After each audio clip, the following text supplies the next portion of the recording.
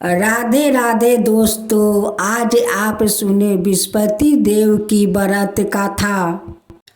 एक बहन और एक भाई थे। बहन बृहस्पतिवार का व्रत करती थी। बृहस्पतिवार का महाराज आते हैं, उसे 4 लड्डू, एक चांदी का कटोरा और एक सोने का सिक्का देकर जाते थे। 4 लड्डू खा लेती, चांदी का कटोरा, सोने का टाका संदूक में रख देती। एक दिन उसकी भाभी ने जब संदूक खोल कर देखा तो उसमें जगमग हो रही थी। उसने पड़ोसन को संदूक खोल कर दिखाया कि मेरी ननद इतने कटोरे सोने के सिक्का कहाँ से लाई है, संदूक में जगमग हो रही है।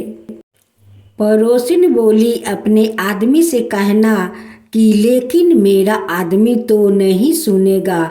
ऐसा करना कि दाल का चमचम भात का दाल में डाल देना। उसने वैसे ही किया। वो बोला, पागल हो गई हो? पागल तो तुम्हारी बहन हो गई, जो कि तिजोरी में इतनी जगमग हो रही है। इतने कटोरे सोने के सिक्का कहाँ से लाई है? तुझे घर से निकाल देंगे। बोला भाई ने बहन से कहा कि हम मामा जी के घर चलेंगे। वो जानती थी मामा के घर नहीं जाते। उसने कहा, भाई जहाँ केले का पेड़ और मंदिर हो वहाँ छोड़ देना। भाई ने वैसा ही कर दिया। वहाँ पर केले का पेड़ और मंदिर है। तो बृहस्पतिवार का दिन था। केले की पूजा करती है, कहानी कहती है। बृहस्पतिवार देवता आए, 4 लड्डू, चांदी का कटोरा, सोने का सिक्का देकर जाने लगे। तो उसका भाई पेड़ के पीछे छुप कर देख रहा था। भाई ने उसके पैर पकड़ लिया। बृहस्पति देवता बोले, मेरे पैर छोड़ पापी, कुंवारी कन्या को कलंक लगाते हो। यह तो सत्य से व्रत करती है, मैं ही इसे देकर जाता हूँ। इसका पीछा भूल से भी मत करना। वो अपनी बहन को घर लाया और उसकी भाभी दरवाजे पर खड़ी थी। वो बोली, तुम इसे फिर से लाए हो? उसने बोला, मेरी बहन से कुछ मत कहना। मेरी बहन तो बृहस्पतिवार का व्रत करती है, वो ही इसे देकर जाते हैं। और भाभी बोली, मैं दूंगी इसके। बृहस्पतिवार देवता वो सारी नगरी में बोल आई, सब अपने बच्चों को लेकर आ जाना। मेरी ननद बृहस्पति का व्रत करती है। सबको 4 लड्डू, सोने का सिक्का, चांदी का कटोरा मिलेगा। ननद अब एक पैर से खड़ी होकर प्रार्थना करती है, मेरी लाज बृहस्पति महाराज राखिए। उसने 3 बार कहा और बृहस्पति देवता आए और सब बच्चों को 4 लड्डू, चांदी का कटोरा, सोने का सिक्का दिया और चले गए।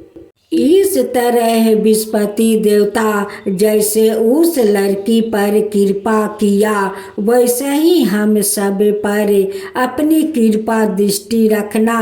बोले बृहस्पति महाराज की जय। बोले बृहस्पति महाराज की जय। माँ लक्ष्मी की जय हो, माँ लक्ष्मी की जय हो। विष्णु भगवान की जय हो, विष्णु भगवान की जय हो। तो दोस्तों, आप सुने माँ लक्ष्मी का व्रत कथा। कथा के अनुसार एक समय की बात है किसी शहर में कई लोग रहते थे। सभी अपने कामों में व्यस्त रहते। किसी को किसी से कोई मतलब नहीं रहा।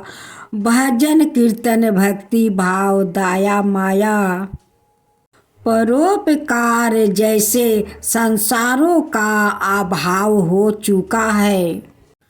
शहर में बुराइयां बढ़ गई। शराब जुए रस व्यभिचार चोरी डकैती आदि सब से गुनाह शहर में होने लगे।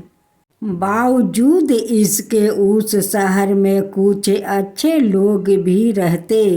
इसमें शीला नाम का स्त्री जो धार्मिक और प्रकृति और संतोष स्वभाव वाली रहा करती। उनका पति भी विवेक और सुशील स्वभाव का आदमी था। शीला और उसका पति कभी किसी की बुराई नहीं करते और भगवान का भजन करने में अच्छी तरह समय व्यतीत कर रहे हैं। शहर के लोग उनकी गृहस्थी की सराहना करते हैं। देखते ही देखते समय बदल गया। शीला के पति की अच्छी संगति बुरी में बदल गई। अब वो जल्द से जल्द करोड़पति बनने के ख्वाब देखने लगा। इसलिए वो गलत रास्ते पर चल पड़ा और पल रूप उसकी हालत भिखारी जैसे हो गई। शराब जुआ रस सरस गांजा आदि बुरी आदतों में शीला का पति भी फंस गया। दोस्तों के साथ उसे भी शराब की आदत लग गई। इस प्रकार उसने अपना सब कुछ जुए में गंवा दिया। शीला इस बात से बेहद चिंतित रहने लगी, लेकिन उसे भगवान पर भरोसा है। वो अपना अधिकांश समय प्रभु भक्ति में बिताने लगी।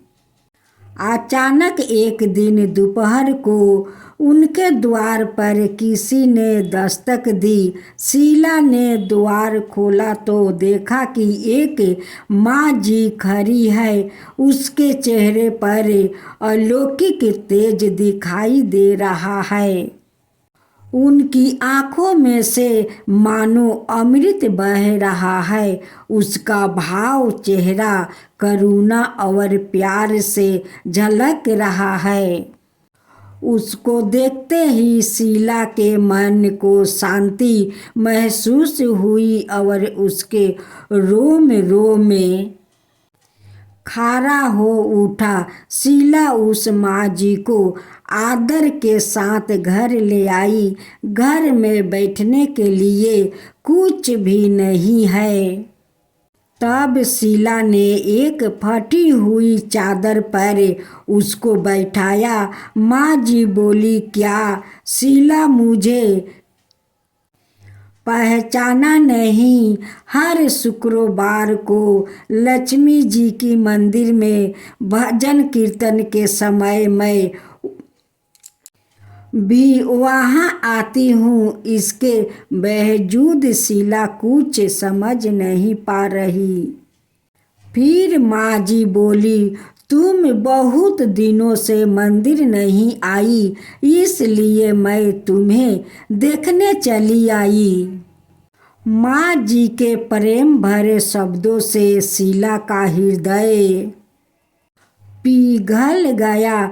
उसकी आंखों में आंसू आ गए और वो बिलख बिलख कर रोने लगी। माँ जी ने कहा, बेटी, सुख और दुख तो धूप और जैसे होते हैं।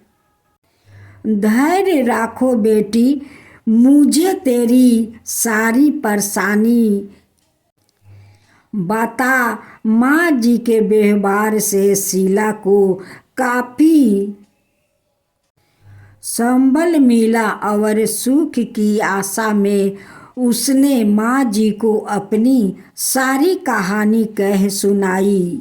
माँ जी के व्यवहार से शीला को काफ़ी शगुन मिला और उसने माँ जी को अपनी सारी कहानी सुनाई।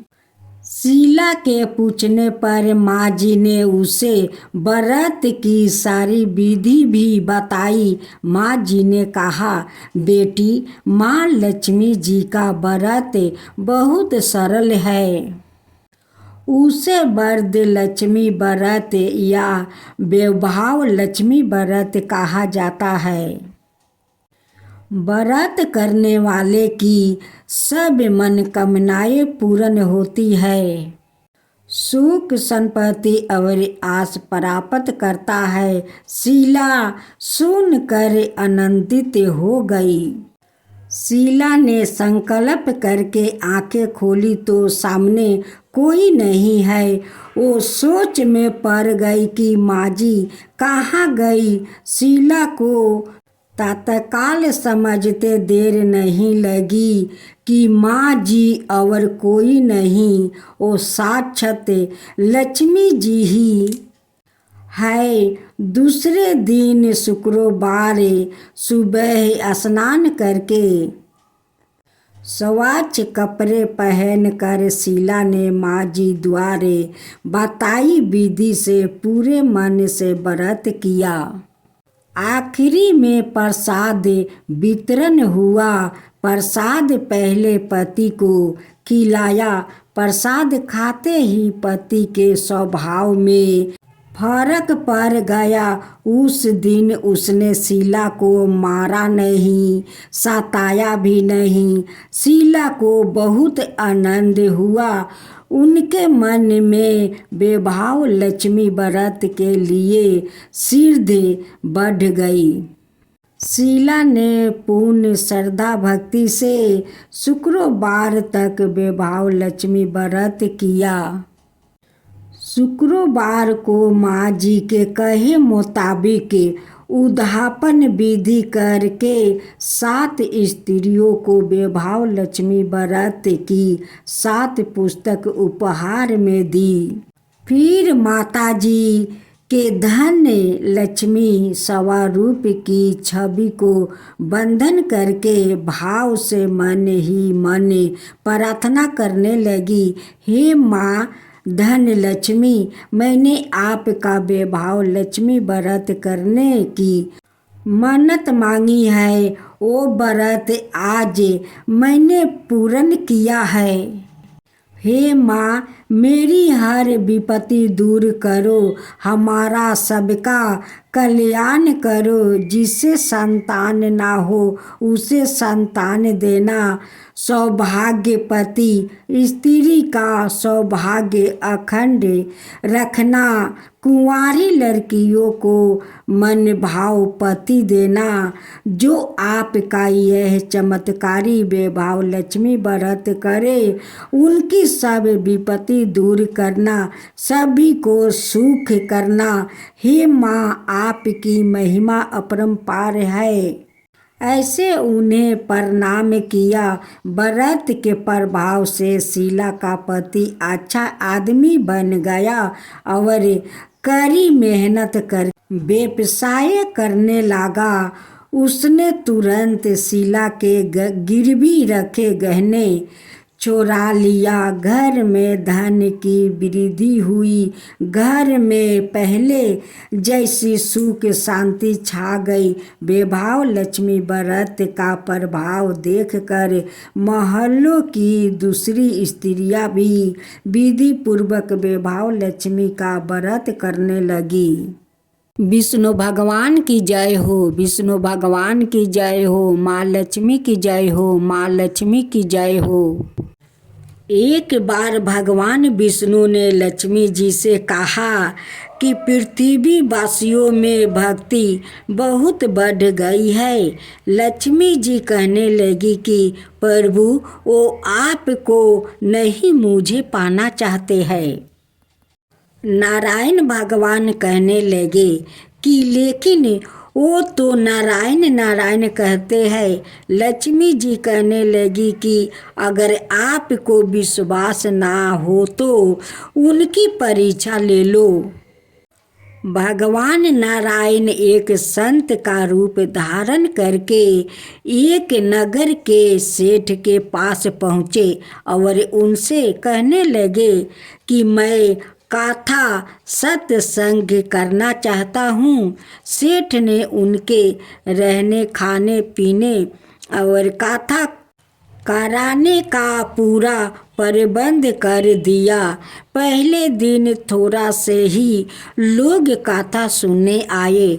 दूसरा दिन भक्तों की संख्याएं बढ़ने लगी। संत जी के कथा की प्रसिद्धि हुई तो तीसरे दिन बहुत भीड़ बढ़ गई।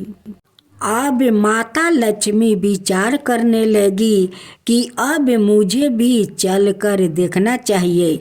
लक्ष्मी जी एक घर के बाहर पहुंची तो घर की मालकिन घर को ताला लगाकर कथा श्रवण करने जा रही थी। लक्ष्मी जी कहने लगी कि बेटी मुझे थोड़ा पानी पिला दो। वो औरत बोली कि माताजी मुझे तो संत संग श्रवण करने में देर हो रही है। लेकिन फिर भी उसने वो मन से लक्ष्मी माता को एक लोटा जल को पिला दिया। जब लक्ष्मी माता ने उस लोटा आपस किया तो वो सोने का हो चुका था।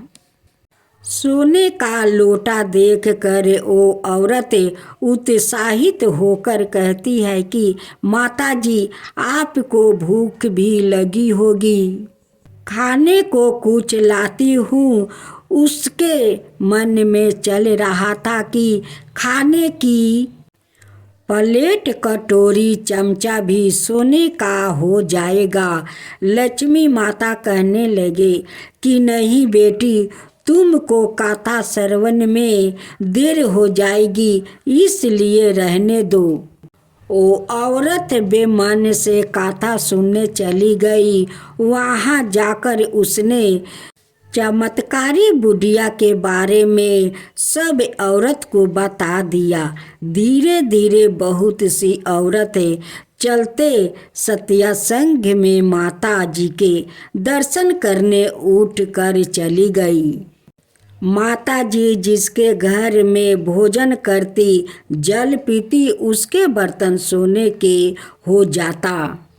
माता जी की श्रद्धा भक्ति तो बढ़ गई और भगवान विष्णु जो कथाकार के रूप में धरती पर आए थे, उनकी कथा सुनने वालों की संख्याएं कम होती गई। भगवान ने यजमान से पूछा कि अब कथा सुनने कम लोग क्यों आते हैं। उन्होंने कहा कि नगर में कोई चमत्कारी बुढ़िया आई है जिससे भी बर्तन में खाना खाती है, पानी पीती है, वो सोने का हो जाता है। भगवान समझ गए कि लक्ष्मी जी का आगमन हो गया है। अब जिस सेठ ने विष्णु जी के रहने खाने कथा की व्यवस्था की थी, वो भी चमत्कारी माता जी के पास पहुंच गए। लक्ष्मी जी कहने लगी कि जब तक वो कथाकार तुम्हारे घर पर है, मैं वहाँ नहीं जाऊंगी। सेठ जल्दी से घर गया और कथाकार से कहने लगा कि महाराज, आपका रहने खाने की व्यवस्था मैं धर्मशाला में करवा दी है। कथाकार कहने लगे कि अब तो कथा में कुछ दिन ही शेष रह गया है, फिर आपने मेरी व्यवस्था धर्मशाला में क्यों करवा दिया। सेठ कहने लगा कि मेरे घर में आपसे भी कोई खास रहने वाली है। लक्ष्मी जी उस सेठ के पीछे पीछे ही उसके घर पर आ गई थी। वो सेठ से कहने लगी कि मुझे इस कथाकार से कोई ज़रूरी बात करनी है, कृपया आप बाहर जाए। सेठ के बाहर जाते ही लक्ष्मी जी कहने लगी कि क्यों प्रभु, मैंने क्या कहा था? यह भक्ति आपको पाने के नहीं, मुझे पाने के लिए कर रहे हैं। भगवान कहने लगे कि लक्ष्मी, माना तुम उचित कह रही हो, लेकिन तुम यहाँ पर तब आई जब मैं नारायण संत के रूप में जहाँ पधारा और जहाँ संत कथा कहते हैं, धर्मी के अनुष्ठान होते हैं, वहाँ लक्ष्मी स्वस्थ चली आती है। भगवान विष्णु अपने धाम में आपस लौट गए। अगले दिन सेठ के घर पर लोग का तांता लग गया। हर कोई चाहता था कि चमत्कारी बुढ़िया उसके घर पर आकर भोजन ग्रहण करे, ताकि उनके बर्तन भी सोने के हो जाए। लेकिन यह है क्या, माता जी ने सबको चौंका दिया कि मैं अब आपस जा रही हूँ। सब लोग आश्चर्य से पूछने लगे कि क्या बात है माता जी, हमसे कोई गलती हो गई है? माँ लक्ष्मी कहने लगी कि मैं यही रहती हूँ जहाँ नारायण रहते हैं। माँ लक्ष्मी कहने लगी कि मैं वही रहती हूँ जहाँ नारायण रहते हैं। आप लोग नारायण को पहले ही भोजन दिया। नारायण के बिना अकेले मैं कैसे रह सकती हूँ? इतना कह कर लक्ष्मी जी भी अपने धाम चली गई। अगर माँ लक्ष्मी की कृपा प्राप्त करनी है तो नारायण की भी भक्ति करो। तो लक्ष्मी जी सवाए पीछे पीछे आ जाती है, क्योंकि लक्ष्मी जी नारायण के साथ ही रहती है। श्री हरि विष्णु के सच्चे भक्त की लक्ष्मी माँ ने ली परीक्षा। माँ लक्ष्मी श्री हरि विष्णु के चरण क्यों दबाती है? इसे समझ लेना चाहिए कि क्यों दबाती है। पति तो भगवान का रूप होते हैं, लेकिन आजकल का पति तो राक्षस होते हैं। कुछ पति अपना पत्नी से प्यार करती है तो उस पत्नी को अपना पति को पैर छूना चाहिए। इस सृष्टि को तो माँ लक्ष्मी ही वर्ण किया है। माता लक्ष्मी विष्णु भगवान को पाँव दबाकर सारा पृथ्वी में सभी स्त्रियों को तो माँ लक्ष्मी ही इस रास्ता को दिखाई है। सभी स्त्रियों अपना पति को पाँव दबाए। जय माँ लक्ष्मी, जय माँ लक्ष्मी, जय विष्णु भगवान, जय विष्णु भगवान। आज आप सुने गणेश भगवान और माँ तुलसी की कथा। एक ब्राह्मण और ब्राह्मणी रहा करती। उनकी एक ही बेटी थी। अपना बेटी का नाम पार्वती रखा। अभी पार्वती 5 बरस के थी। एक दिन उनकी पिताजी बाजार जा रहे थे। वो जिद करने लगी कि पिताजी, मैं भी आपके साथ बाजार चलूँगी। बाजार जाते समय रास्ते में कोई आदमी एक छोटा सा गणेश को फेंक रखा था। उस गणेश को पार्वती उठा लेती है। उनके पिताजी कहते हैं कि बेटी देखो, ये तो टूटे हुए गणेशा है, इसे क्यों उठाती हो? इसे फेंक दो। चलो, मैं बाजार से तुम्हारे लिए मैं अच्छा सा सुंदर सा गणेशा कीन दूंगा। पार्वती कहती है कि नहीं पिताजी, मुझे तो यही गणेशा चाहिए और मैं इस गणेशा को अपना साथ घर ले चलूँगी। जब पार्वती या उनके पिताजी बाजार से घर आए तो उनके घर में छोटा सा चौकी था। उसी चौकी पर गणेशा को रख देती है। उनके पिताजी गेरू माटी लेकर घर में रखे थे। उस गेरू माटी का लेकर एक बर्तन में भिजा देती है। जब गेरू माटी गल जाता है उसे लेकर गणेशा को पूरा रंग देती है और धूप में सुखा देती है। उस चौकी पर एक अच्छा सा आसन बिछा देती है और गणेशा जी को उसी पर बैठा देती है और पिताजी से कहती है कि पिताजी मुझे तो लड्डू चाहिए, मुझे लड्डू आन दीजिए। उनके पिता बाजार जाते हैं और लड्डू ले आते हैं। उस लड्डू को एक थाला में परोस देती है और गणेश भगवान का श्रद्धा भक्ति से पूजा करती है, उन्हें भोग लगाती है। ब्राह्मण ब्राह्मणी अपना छोटी पार्वती को देखकर कहने लगे कि हमारी पार्वती तो पुजेरी बन गई है, वो भी गणेश भगवान का। पार्वती कभी अपना पिताजी से मोदक मंगाती है तो कभी लड्डू मंगवाती है और मंगा कर गणेश जी का बहुत श्रद्धा भक्ति से भोग लगाती है और गणेश भगवान तो खुशी खुशी से वो भोग खा लेते हैं। गणेशा को सेवा करते करते पार्वती बड़ी हो जाती है। एक दिन पार्वती रंग बिरंग के फूलों से गणेशा जी का वो आसन सजा रही थी। उनकी माँ आकर कहने लगी कि पार्वती आज तो तुम ऐसा सजा रही हो, लगता है कि आज गणेशा को शादी होने वाला है। पार्वती कहती है कि माँ पहले से तो गणेशा का दो पत्नियां हैं, अब क्या तीसरा शादी करने वाले हैं। उनकी माँ कहती है कि बेटी तुम तो वैसे ही सजाई हो कि लगता है कि गणेशा जी शादी करने जा रहे हैं। पार्वती कहती है कि ठीक है माँ, अभी तो गणेशा को भोग तो लगाने दो।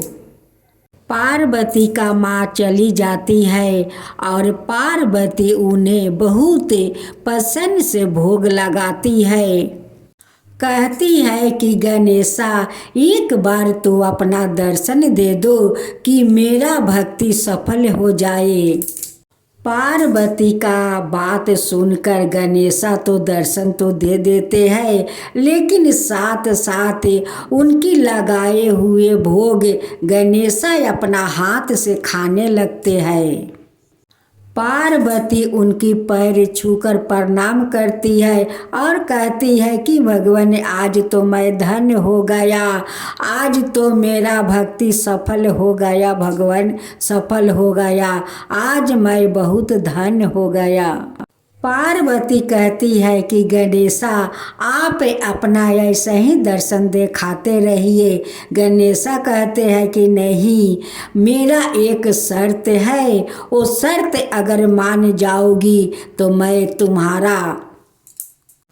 तुम्हारा भक्ति को सफल करते रहूँगा और अपना दर्शन दिखाते रहूँगा। पार्वती कहती है कि गणेशा आपका शर्त तो मुझे सारा मंजूर है, आप तो बताइए। गणेशा कहते हैं कि पार्वती तुम आज मुझे इतना श्रद्धा भक्ति से पूजा पाठ करती हो, सेवा करती हो, अगर तुम ससुराल चली जाओगी तो मुझे कौन इतना अच्छा से सेवा करेगा, कौन जतन करेगा, कौन भोग लगाएगा। पार्वती कहती है कि नहीं गणेशा, मैं तो कभी शादी नहीं करूँगी, मैं तो आपका ही सेवा करूँगी। गणेशा कहते हैं कि नहीं नहीं, ऐसा तो हो नहीं सकता है, मेरे कारण तुम शादी नहीं करोगी तो मैं तुम्हें दर्शन नहीं दूंगा। अगर तुम शादी नहीं करोगी, अपना घर संसार नहीं बसाओगी, तो मेरा सेवा करके क्या करोगी बताओ पार्वती। विवाहित औरतों अपना सुख शांति के लिए पूजा करती है। कुंवारी लड़कियां अपना वर पाने के लिए पूजा करती है। और तुम बोलती हो कि मैं शादी नहीं करूँगी। गणेशा, मैं सब कुछ समझ गई। मैं जब शादी करूँगी तो आपका अपना साथ ससुराल लेकर चली जाऊँगी और आपको वहाँ पर मैं सेवा करूँगी। तब गणेशा कहने लगा कि अब हुई ना बात, अब मैं तुम्हें दर्शन रोज दूंगी और तुम्हारा हाथ से लगाया हुआ भोग मैं अपना हाथ से खाऊंगा। पार्वती के शादी के लिए उनकी माता पिता घर ढूंढा और पार्वती को अपना धाम धूम से शादी दिया। जब विदाई का समय हुआ तो पार्वती अपना गणेशा को गोद में लेकर डोली में उठ गई और लेकर अपना ससुराल चली गई। उनकी ससुराल वालों देखकर बहुत प्रसन्न हो गए और कहने लगे कि मेरे घर तो साक्षात दुर्गा आई है, अपना गोद में गणेश को लेकर आई है। अब तो उनकी सास ससुर सारे संबंधी उनकी रास्ते में फूल के बिछावना करते हैं और उसी फूल के ऊपर से घर में प्रवेश करवाते हैं। पार्वती का पैर ससुराल में पड़ा और ससुराल वालों को घर धन से भर गया। सारे ससुराल वालों मिलकर गणेशा को धाम धूम से पूजा करने लगा। हे गणेशा, आप जैसे उस पार्वती को मिले और उनकी ससुराल में जाकर धन भर दिया, वैसे सबका घर में जाकर धन भर दीजिए, सबका ऊपर कृपा कीजिए। जो आपका कथा कहे, जो सुने, जो हुंकार भरे, उन सब का घर भर दीजिए, उन सब का ऊपर कृपा कीजिए, सबका घर धन से भर दीजिए।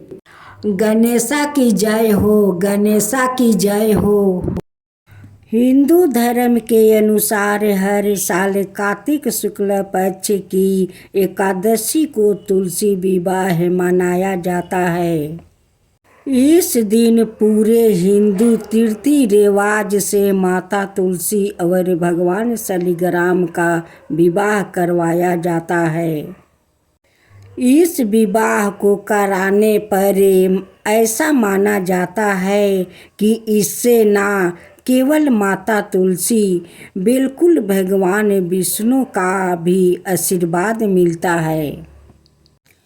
माता तुलसी का असली नाम बिंदा था। उनका जन्म राक्षस कुल में हुआ था, लेकिन वह श्री हरि विष्णु की परम भक्त थी। बिंदा जब बड़ी हुई तो उनका विवाह जलंधर नामक असुर से करवा दिया गया। बिंदा भगवान विष्णु की परम भक्त तो थी ही, साथ ही वह पतिव्रता स्त्री भी थी। उनकी भक्ति और पूजा के कारण उनका पति जलंधर अजय होता गया और इसके चलते उसे अपनी शक्तियों पर अभिमान हो गया और उसने स्वर्गों पर आक्रमण कर देवकन्याओं को अपने अधिकार में ले लिया। इससे क्रोधित होकर सभी ने देव भगवान श्री हरि विष्णु की शरण में गए और जलंधर के आतंक का अंत करने की प्रार्थना की, परंतु जलंधर का अंत करने के लिए सबसे पहले उसकी पत्नी बिंदा का सतीव्रता भंग करना अनिवार्य था। भगवान विष्णु ने अपनी माया से जलंधर का रूप धारण कर बिंदा के पतिव्रता धर्म को नष्ट कर दिया और इसके परिणाम स्वरूप जलंधर की शक्ति छीन हो गई और वह युद्ध में मारा गया। लेकिन जब बिंदा को श्री हरि के छल का पता चला तो उन्होंने भगवान विष्णु से कहा, हे नाथ, मैंने आजीवन आपकी आराधना की है, अपने मेरे साथ ऐसा कृत्य कैसे किया। इस प्रश्नों का कोई उत्तर श्री हरि नहीं दे पाए और तब बिंदा ने भगवान विष्णु से कहा कि अपने मेरे साथ एक पाषाण की तरह व्यवहार किया। मैं आपको श्राप देती हूँ कि आप पाषाण बन जाए। यह कहते ही भगवान श्री हरि पत्थर समान हो गए और सृष्टि का संचालन बिगड़ने लगा।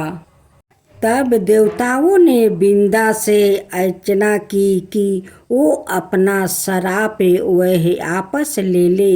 भगवान विष्णु भी बिंदा के साथ हुए छल से लज्जित थे और अंत में उन्होंने भगवान विष्णु को क्षमा कर दिया और भगवान विष्णु को श्राप मुक्त कर जलंधर के साथ सती हो गई। बिंदा की राख से एक पौधा निकला जिसे श्री हरि विष्णु ने तुलसी नाम दिया और वरदान दिया कि तुलसी के बिना मैं किसी भी प्रसाद को ग्रहण नहीं करूँगा। मेरे शालिग्राम रूप से तुलसी का विवाह होगा और कालांतर में लोग इसे तिथि को तुलसी विवाह कराएंगे। उन्हें सुख और सौभाग्य की प्राप्ति होगी।